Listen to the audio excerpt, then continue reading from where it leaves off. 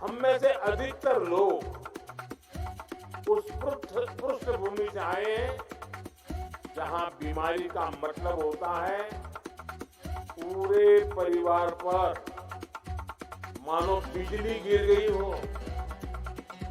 गरीब के घर में कोई एक अगर गंभीर रूप से बीमार होता है तो उसका असर घर के हर सदस्य पर पड़ता है।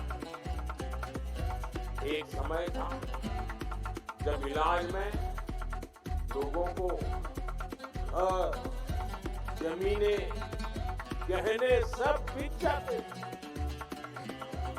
गंभीर बीमारी के इलाज का खर्च सुनकर ही गरीब की आत्मा कांप जाती। बुजुर्ग मां सोचती थी कि अपना इलाज कराऊं या नाती पोते की पढ़ाई। बुजुर्ग पिता सोचता था अपना इलाज कराऊं या घर के खर्च देखूं। इसलिए गरीब परिवार के बड़े बुजुर्गों को बस एक ही रास्ता दिखाई देता, चुपचाप तकलीफ सहो, दर्द बर्दाश्त करो, चुपचाप मृत्यु का इंतजार करो। पैसे की कमी की वजह से इलाज ना करा पाने की वो बेबसी, वो बेचारी गरीब को तोड़कर रख देती। मैं अपने गरीब भाई बहनों को इस बेबसी में नहीं देख सकता। इसलिए ही उस संवेदना में से, उस दर्द में से, उस पीड़ा में से मेरे देशवासियों के प्रति पूर्ण समर्पण भाव में से आयुष्मान भारत योजना ने जन्म लिया।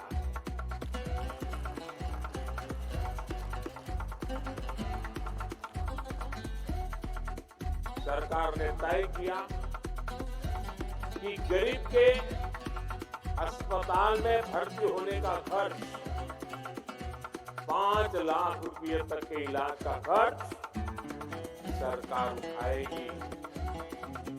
आज मुझे संतोष है कि देश में लगभग 4 करोड़ गरीबों ने आयुष्मान योजना का लाभ उठाया है। ये 4 करोड़ गरीब अस्पताल में भर्ती हुए हैं। इनमें से कुछ तो अलग अलग बीमारियों के लिए कई बार भर्ती हुए, अपनी बीमारी का इलाज कराया और इन्हें एक भी रुपया खर्च नहीं करना पड़ा। अगर आयुष्मान योजना न होती तो इन गरीबों को करीब करीब 1.25 लाख करोड़ रुपए अपनी जेब से देने होते। मैं अक्सर देश के अलग अलग राज्यों में आयुष्मान योजना के लाभार्थियों से मिलता हूं, उनसे सुख दुख की बातें सुनता हूं, उनका अनुभव सुनता हूं।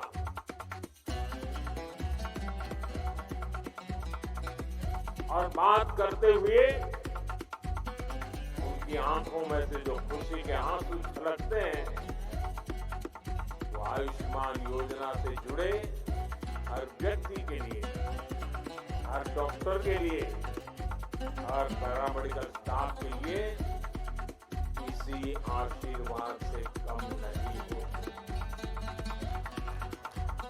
इससे बड़ा आशीर्वाद नहीं हो सकता। आप विश्वास करिए, लोगों को ऐसे संकट से उबारने वाली योजना पहले कभी नहीं बनी। और आज मुझे इस बात का बहुत संतोष है कि आयुष्मान योजना का विस्तार हो रहा है। के हर बुजुर्ग की नजर इस कार्यक्रम पर है। चुनाव के समय मैंने गारंटी दी थी कि तीसरे कार्यकाल में 70 वर्ष से ऊपर के सभी बुजुर्गों को आयुष्मान योजना के दायरे में लाया जाएगा।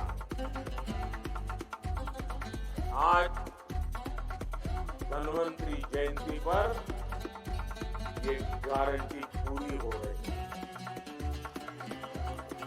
अब 70 वर्ष से अधिक उम्र के देश के हर बुजुर्ग को अस्पताल में मुफ्त इलाज मिलेगा। ऐसे बुजुर्गों को आयुष्मान वय वंदना कार्ड दिया जाएगा।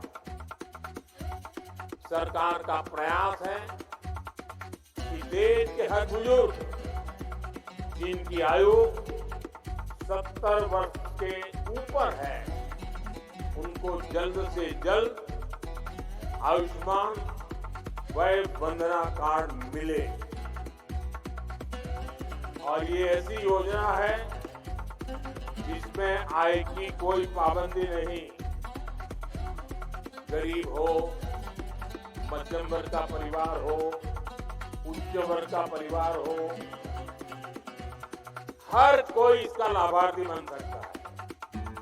जो इस योजना का लाभ लेना चाहता है, इस देश का नागरिक, वो इसका लाभ अगर 70 साल से ज्यादा उम्र है ले सकता है। हर बुजुर्ग चिंता से मुक्त हो, वो स्वस्थ जीवन जिए, स्वाभिमान के साथ जीवन जिए। ये योजना इसके लिए मील का पत्थर साबित हो। घर के बुजुर्ग के पास आयुष्मान वय वंदना कार्ड होगा तो परिवार के खर्चे भी कम होंगे, उनकी चिंता भी कम होगी। मैं इस योजना के लिए सभी देशवासियों को बधाई देता हूं और 70 साल से ऊपर के सभी बुजुर्गों को मैं भी यहां से प्रणाम करते हुए वय वंदना करता हूं। लेकिन साथ साथ मैं दिल्ली के 70 साल के ऊपर के जितने बुजुर्ग हैं और पश्चिम बंगाल के 70 साल के ऊपर के जितने बुजुर्ग हैं उनसे क्षमा मांगता हूं कि मैं आपकी सेवा नहीं कर पाऊंगा। मैं उनसे क्षमा मांगता हूं कि मुझे पता तो चलेगा आपको कष्ट है, मुझे जानकारी तो मिलेगी, लेकिन मैं आपको सहाय नहीं कर पाऊंगा। और कारण दिल्ली में जो सरकार है और पश्चिम बंगाल में जो सरकार है वो इस आयुष्मान योजना से जुड़ नहीं रही है। अपने राजनीतिक स्वार्थ के लिए अपने ही राज्य के बीमार लोगों के साथ जुल्म करने की वृत्ति, ये प्रवृत्ति मानवता की दृष्टि से किसी भी तराजू पर खरी नहीं उतरती। और इसलिए मैं पश्चिम बंगाल के बुजुर्गों की माफी मांगता हूं, मैं दिल्ली के बुजुर्गों की माफी मांगता हूं। देशवासियों की तो सेवा कर पा रहा हूं, लेकिन राजनीतिक स्वार्थ की वृत्ति की दीवारें मुझे दिल्ली के बुजुर्गों की सेवा करने से रोक रही है, पश्चिम बंगाल के बुजुर्गों की सेवा करने से रोक रही है। और मेरे लिए ये राजनीतिक पहलू से मैं बोल नहीं रहा हूं, भीतर एक दर्द होता है कि जिस दिल्ली से मैं बोल रहा हूं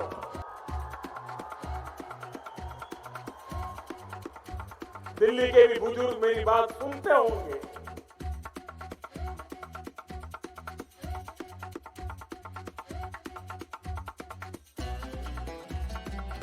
मेरे दिल में कितना दर्द होता होगा।